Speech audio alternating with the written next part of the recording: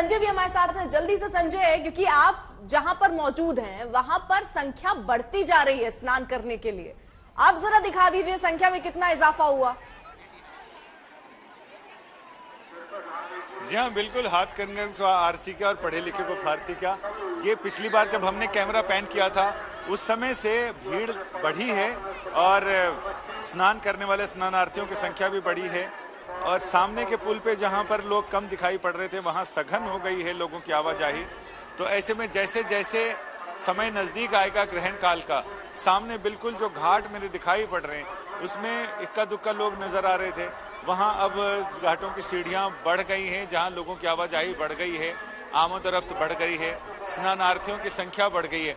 तो यानी अब जो आसपास लोग हैं वो भी ग्रहण काल शुरू होते यहाँ स्नान करेंगे और कई लोग घाट की सीढ़ियों पर बैठकर जाप करते हैं। और जहां तक यहाँ पर ये है कुरुक्षेत्र की बात है कि कुरुक्षेत्रम महापुण्यम राहु ग्रस्ते दिवाकरे। जिस समय राहु से ग्रस्त होता है सूर्य, उस समय कुरुक्षेत्र में स्नान का महत्व बढ़ जाता है। और यहाँ स्नान, दान और ध्यान, इन तीनों से, स्नान से शरीर की शुद्धि, जप और ध्यान से मन की शुद्धि, आत्मा की शुद्धि और धन की शुद्धि होती है दान से।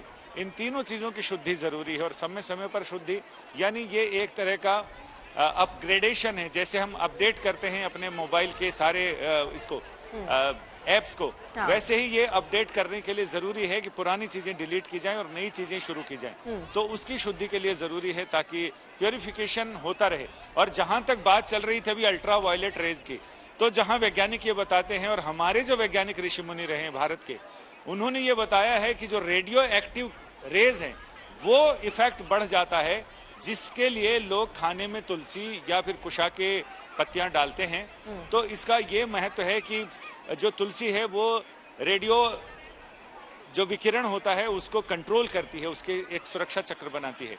ऐसा आयुर्वेद के जानकारों ने और भारतीय जो वांग्मय है उसके जानकारों ने ये बताया है। तो इसलिए ये कहते हैं कि नंगी आंखों से, वैज्ञानिक भी कहते हैं कि उसको डबल रील से या फिल्टर से देखना चाहिए।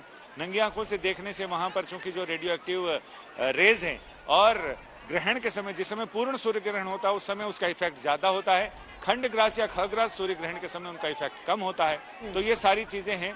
और चंद्रमा की छाया जब सूर्य के सामने, पृथ्वी के सामने से चंद्रमा जब गुजरता है सूर्य के बीच से, तो ऐसे में जो छाया पृथ्वी पर पड़ती है चंद्रमा की, वो ग्रहण का इफेक्ट होता है। और वैसे ही जैसे चंद्रमा वहां से क्रॉस करता है वैसे वैसे आगे का हिस्सा काला पड़ता जाता है, पीछे से उभरता जाता है। तो ये सारी चीजें तो वैज्ञानिक भी इस चीज को मानते हैं और हमारे ऋषियों ने उसको अलग ढंग से समझाया और ये बताया कि कैसे लोग घर में रहें।